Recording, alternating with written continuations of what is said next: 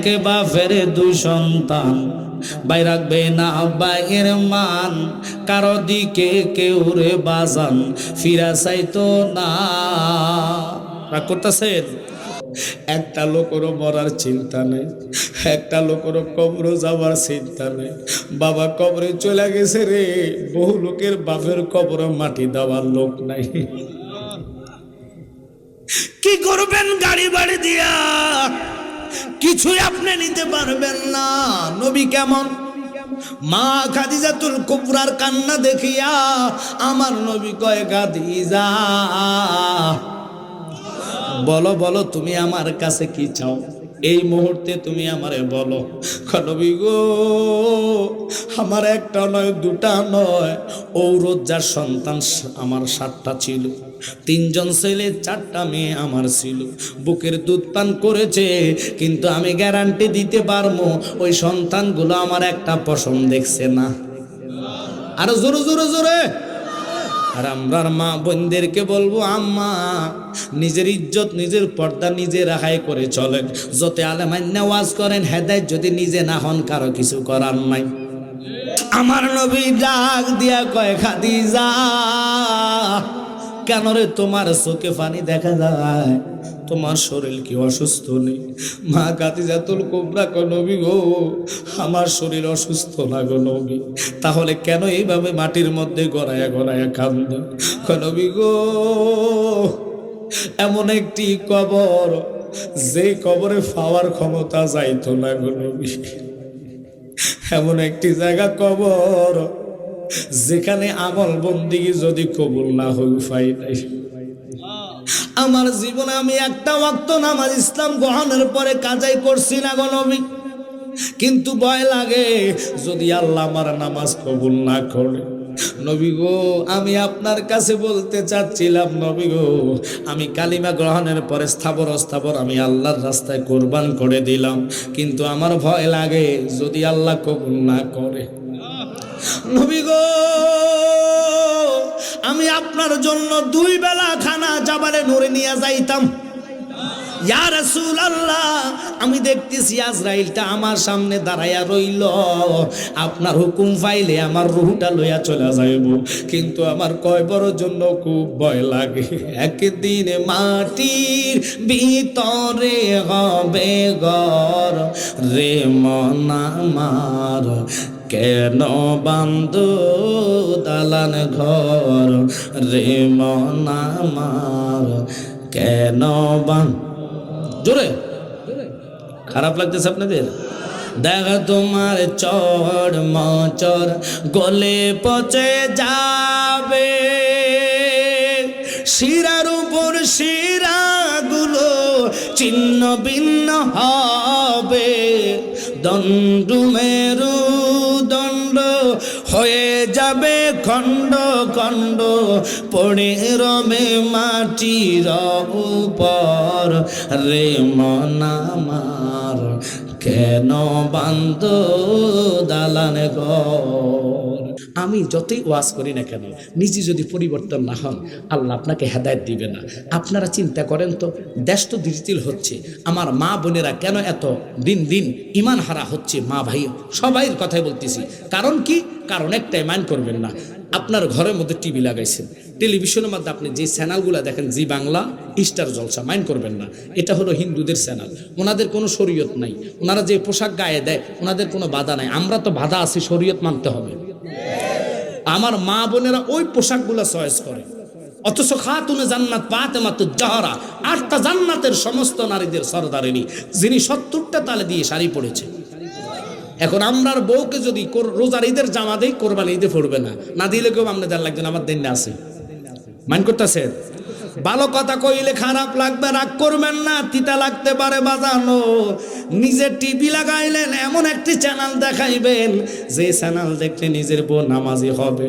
আমার নিজের চোখে দেখা, আমার মা জননী তাহাজ্জুদের আগে উঠটা আমার দাদা হুজুরের জন্য গরম পানি করতেন শীতকালে। এখন যদি নিজের বউরে কন বাফের লাগা গরম পানি কর, আমনের বউ কইব তোরটা তুই কর গা। কর না। কয়জন পাইবেন নারী স্বামী শ্বশুরের খেদমত করনেওয়ালা? দুনিয়াটা কোন জায়গায় আছে খবর আসেনি।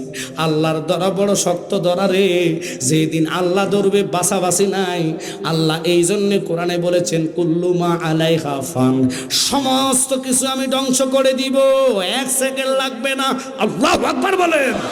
তোদের ভিতরে ভয় নাই, আসতেছে মাহে রমজান, দেখবেন বহু দোকানের চা দোকানের সামনে কালা পর্দা দিয়ে ভিতরে চা খাওয়াচ্ছে। আল্লাহ মাফ করো, আপনাকে আওয়াজ তো এদিকে তো আর মানুষ আসে না, এনে এমনি ডাইরেক্ট চলে নাকি?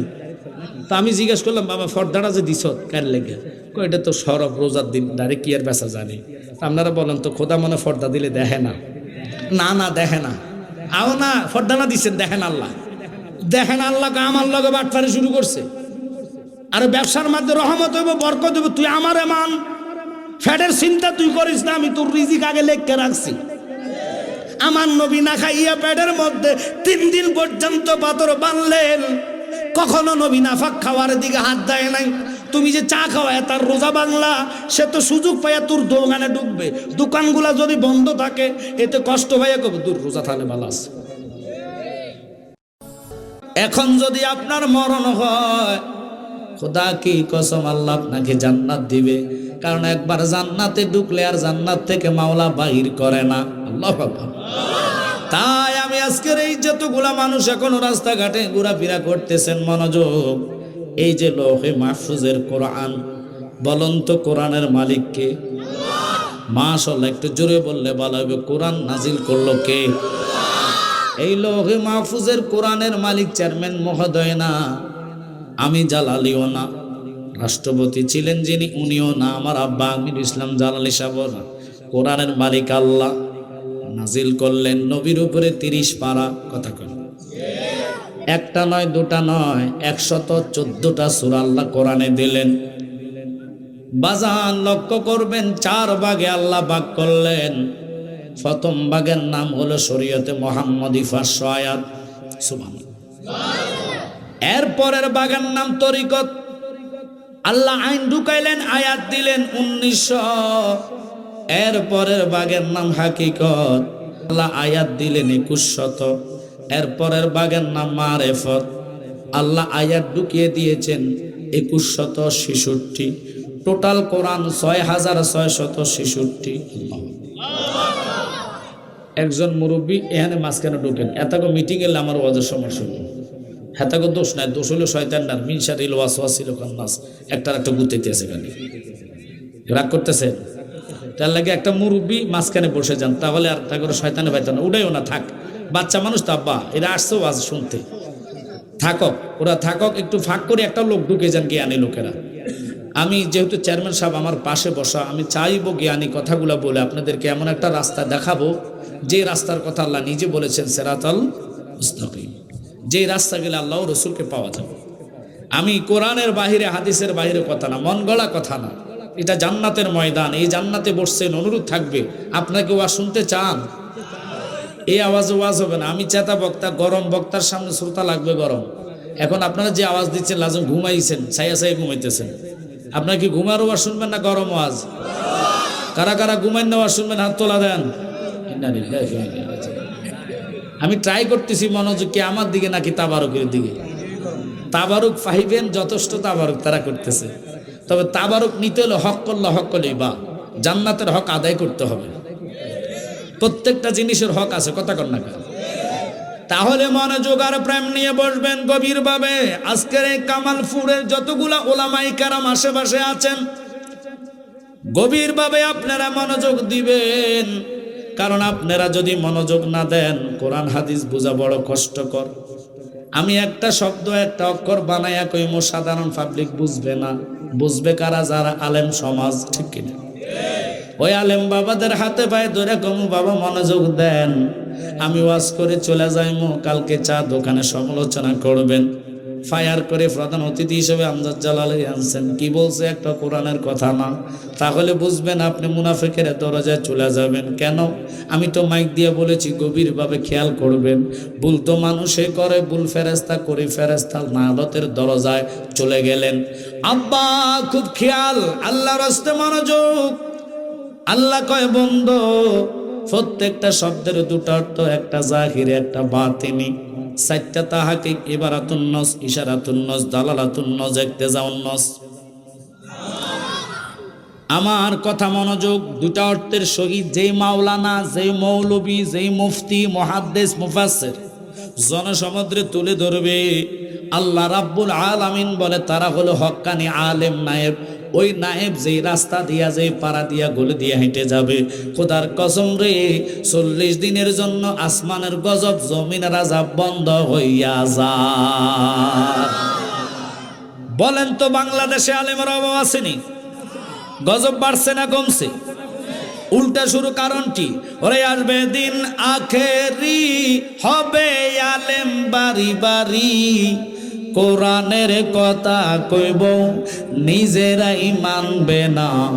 রাগ করতেছেন? ও দরদি এক বাপের 2 সন্তান, ভাই রাখবে না ভাইয়ের মান, কারো দিকে কেউ রে বাজান ফিরা চাইতো না। রাগ করতেছেন? এমন একটি যৌবন আসলো মানুষের ভিতরে হিংসা, অহংকার, তাকাব্বুরি, ঠিক কিনা? এগুলা ধ্বংসের মূল বাজান। কোরআনের মতন নিয়ামত আর কোনো জিনিস হয় না। এই লোহে মাহফুজের কোরআন এত দামি, যদি পাহাড়ের উপরে নাজিল করতেন পাহাড়টা ধ্বংস হইয়া যাইতেন। আমার কথার দিকে লক্ষ্য আর মনোযোগ নিয়ে বসবেন। আল্লাহর হাবিবকে আল্লাহ কয়, বন্ধু আপনার সম্মানে ইজ্জত আমি 104 খানা মাসুর কিতাব, 4টা কিতাবের মধ্যে তাওরাত, জবুর, ইনজিল, এরপরে কোরআন, 103 খানা কিতাব যদি এক পাল্লায় দেওয়া হয়, আপনি বন্ধুর ইজ্জতে কোরআন যদি অপর পাল্লায় দেয়, ওই কোরআনের দামটা আমার কাছে কোটি গুণ বেশি হইয়া যাইব। খুব খেয়াল। এখন এই কোরআনে বলেছেন আসসালাত, নামাজ কায়েম করো। এক জায়গায় নয়, 82 জায়গায়। মাগগুমা ক জায়গায়? যাকাতের কথা বলছে 83 জায়গায়। বাজান এই যে যতগুলা লোক বসছেন, একটা লোকেরও মৃত্যুর টেনশন নাই, মরে যাব ওই ভয়টা অন্তরে আসে না, চিন্তাও লাগে না। নামাজ ছাড়লেন কোনোদিন টেনশন করেন নাই, রোজা ভাঙছেন কোনোদিন চিন্তা করেন নাই। কিন্তু বাজান রে, এমন একটি জায়গায়, যে জায়গার আয়াত আমি নিলাম, কোরআন বলে কুল্লু নাফসিন যায়কাতুল মউত, আমরা মৃত্যুর স্বাদ গ্রহণ করে এপার থেকে ওপারে যাওয়া লাগবে। পৃথিবীতে বাদশা প্রেসিডেন্ট কেউ নাই যে দুনিয়া ছেড়ে যেতে হবে না, এই কারবার নাই। সবাই আসছে যেহেতু যেতে হবে। ওই জায়গার নাম হলো কয়বর। কয়বরের চিন্তা কয়জনে করে, অথচ টেনশন একটাই, 1000 টাকার কিস্তি। আমরা কথা শোনাই মনে? এটা রাগ করবেন না, কারণ আল্লাহর হাবিব পেটের মধ্যে পাত্তর বেঁধেছে। পাত্তর বেঁধে নবী ইসলাম প্রচারের জন্য কত না কষ্ট করেছে। কিন্তু আমরা এমন নামাজি, নামাজ পড়ে পেট ব্যথা করলে নামাজে যাই না, মাথা ব্যথা করলে নামাজে যাই না, জ্বর হইলে নামাজে যাই না। কথা কন না? কিন্তু আমি আসার টাইমে শুনেছি পাগলা সোহাদায়ে কারবালার আলোচনা করেছে। কিন্তু জানেন না গো, যিনি 8টা জান্নাতের যুবকের সরদার ইমাম হুসাইন, একটা নয়, দুটা নয়, 130টা তীরের ঘাই ছিল গায়ে।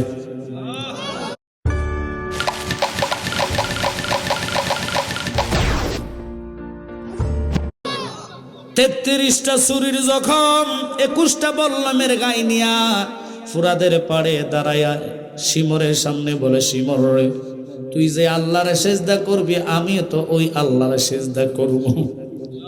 শিমর রে, আমার 2টার আঘাত নামাজের সুযোগ দিবি রে শিমর। ওরে শিমর, আমার শরীরটা ক্ষত বিক্ষত হয়ে গেছে রে শিমর, একটু মায়া কইরা সুযোগটা আমারে কইরা দে।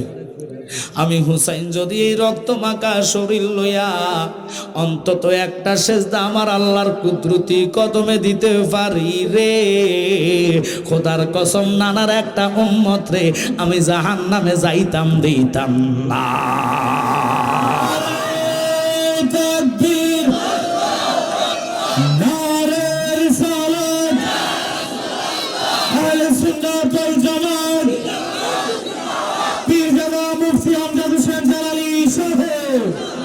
বাজান, আমরা কেন ওই নবীর পাগল? নবী সেজদা দিলেন।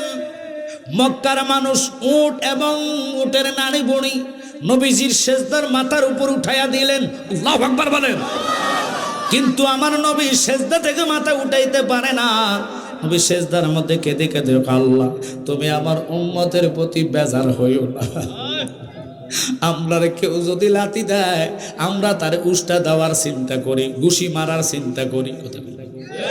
কিন্তু আমার নবী থাপ্পড় খায়া উল্টা হাতের মধ্যে ধরে কয়, বাবারে আমার গালের মধ্যে তো মাংস নাই, থাপ্পড় দিলে যে হাতে কোনো ব্যথা পাইছো নি? ওই লোকটা সাথে সাথে কালিমা পড়ে মুসলমান হইল। আর আমরা এমন অত্যাচার, এমন আশা, এমন বাসা, কারণ কিরে বাবা অনুরোধ করব, মা মা মা, আমার কথা কোরআনে 3 বার বলেছে, বাবার কথা যদিও কোরআনে 1 বার বলে, বাবা সারা মার রেহেমে যাওয়ার কোনো রাস্তা নাই। কথা কন না কা? বাপ থেকে আপনি ট্রান্সফার হয়ে মার রেহেমে গেলেন, মা 1 দিন নয় 2 দিন নয় 4 মাস পর্যন্ত মুখে গানা নিতে পারে না। আমি ওই আলোচনা মূল কথা না রে বাবা, একটাই বলতে চাচ্ছিলাম, আমি কোরআন যদি মানেন, দেখেন লৌহে মাহফুজের কোরআন যতগুলা দলে বাংলাদেশে আছে সবাই কোরআনের আলোক কয়, আল কোরআনের আলো, ঘরে ঘরে জালো কয়, কি কয় না? কিন্তু আপনারা জানেন না, যতই কোরআনের আলো জ্বালতে হয় ঈমান ছাড়া কোনো আলো জ্বলবে না। তাহলে ঈমান কি কোরআন নেই নট? কোরআন শরীফ পড়া ইবাদত। ঈমান কি নামাজ নেই নট? নামাজ পড়া ইবাদত। ঈমান কি রোজা নেই নট? রোজা রাখা ইবাদত। হজ কি ঈমান নেই? হজ করা ইবাদত। যাকাত কি ঈমান নেই? যাকাত দেওয়া ইবাদত। পর্দা করা ইবাদত। মা বাবার খেদমত ইবাদত। কথা বলেন, ইবাদতের মগজ হচ্ছে ঈমান। আর ওই ঈমান হলো আলা লা ঈমান আলিমাল্লাহ মুহাব্বাত আলা, কামলিওয়ালার নবীর মুহাব্বত যার কলিজায় নাই রে, সে কখনো ঈমানদারের দরজায় যাইতে পারে না। আমরা ওই নবীরে ভালোবাসতে চাই কি চাই না? আর নবীর পাওয়ার কি শুনে নেন। আমার নবীরে কিছু কিছু আলেম আছে কয় নবী আমার মতন। দুঃখ লাগে, কোন দলিলে আমার মতন বলো? কোথায় কোথায় রাষ্ট্রপতির সম্মান, কোথায় চেয়ারম্যান সাহেবের সম্মান? যদিও বাতিজা হয় রাষ্ট্রপতিরে সবাই একটা সেলুলার দিবে। কথা কন না করে, যার সামনে প্রধানমন্ত্রী নিজে দাঁড়ায় কথা বলে, কথা কন না, কোথার সাথে কোথার তুলনা? বিবেকরে প্রশ্ন করবেন। যেই নবীরে আল্লাহ মেহরাজে নেওয়ার সময় দুনিয়াতে সমস্ত আম্বিয়াদেরকে এনে ওই আম্বিয়াদের সামনে দাঁড় করাইলেন, ইমামুল মুরসালিন লকাব দিলেন কোরআনে। এখন আমার নবী ইমাম হইলেন সাধারণ মানুষের না। আদম নবীর ইমাম, মুসা নবীর ইমাম, ইব্রাহিম নবীর ইমাম, ইসমাইল নবীর ইমাম, ইব্রাহিম নবীর, জাকারিয়া নবীর ইমাম, সোলোমান নবীর ইমাম। কথা কন্যাকারী, এইভাবে 2 লক্ষ মতান্তরে 1,36,000 নবী রাসূলের ইমাম। ওই কামড়িওয়ালা নবীর ফাওয়ার কি জানেন নি? আমার নবী যখন আঙ্গুলটা ইশারা করছে রে, আকাশের চন্দ্রটা জাগার মধ্যে 2টা ভাগ হয়ে গেছে। আমার নবী এমন নবী, যেই নবীর আঙ্গুলের ইশারায় ডুবন্ত সূর্য আচরার জায়গা চলে গেলেন। আমার নবী এমন নবী, যেই নবীর ফসরাব মোবারক পান করে উম্মে আইমান জান্নাতি হয়েছে। আমার নবী এমন নবী গো, যেই নবীর রক্ত মোবারকে মালিক ইবনে সিনান জান্নাতি হয়েছে। কেমনে নবীর তুমি আমার দরজা আনো? জাননি নবীর ক্লাসটা কত নম্বর ক্লাসে? হাদিস শরীফে পাইলাম আমার নবীর ক্লাস হলো 36 নম্বর ক্লাস। প্রথম ক্লাস হলো বাশার, মমিন, আবদাল, আওতাদ, নকিব, রকিব, আরেফ, মানসুফ, আলেম, মোল্লা, ওলি, গাউস, কুতুব, কুতুলাতাব, কুতুবজাদি, দরবেশ, ইমাম, ইমামে আজম, গাউস, গাউসুল আজম, তাআবি, সাহাবি, আনসার, মুহাজির, শহীদ, ফারুক, ফারুক আজম, সিদ্দিক, সিদ্দিক আকবর, নবীজি, আল্লাহ। কিছু কিছু লোক নবীরে খালি ছোট করে, অথচ কোরআন বলে ওয়ারাফানা লাকা যিকরা, রাসূলের ইজ্জত সবার ঊর্ধ্বে, আল্লাহ নবীর সম্মান দেয়। আমরা মুসলমান হইয়া নবী মান্না কেমনে নবীর ইজ্জত নিচে নেই? এটা নবীর উম্মত দাবিদার হতে পারে না। এটা কাজ হলো শয়তানের। কারণ নবী চিনলাম না, উপায় নাই। ইমান তো কোরআন না, ইমান তো রোজা না, ইমান হলো নবীকে জান দিয়া ভালোবাসা। আল্লাহর হাবিব বলে কি জানেননি? লা ইউমিনু আহাদুকুম হাত্তা আকুনা আহাব্বা ইলাইহি মিন ওয়ালিদিহি ওয়া ওয়ালাদিহি ওয়ান নাসি আজমাইন। যতই তুমি নামাজ পড়ো, ইমান নাই, নামাজের কোনো দাম নাই। কেন? মকরুম শয়তানে একবার নয়, দুবার নয়, 9 লক্ষ বছর ইবাদত 1 সেকেন্ডে জাহান্নামে। আল্লাহ কোরআনে কয় আবা ওয়াস্তাকবারা ওয়া কানা মিনাল কাফিরিন। কথা কন না কা? শয়তান না হালতের হার গলায় নিলে কাফের হলেন। আবার ওই আল্লাহ কইছে নামাজিরা জাহান্নামী। কারা জাহান্নামী? কোন নামাজি জানার দরকার আসেনি? আবার বলে আসসালাতুল মিফতাউল জান্নাহ, নামাজ হলো জান্নাতের চাবি।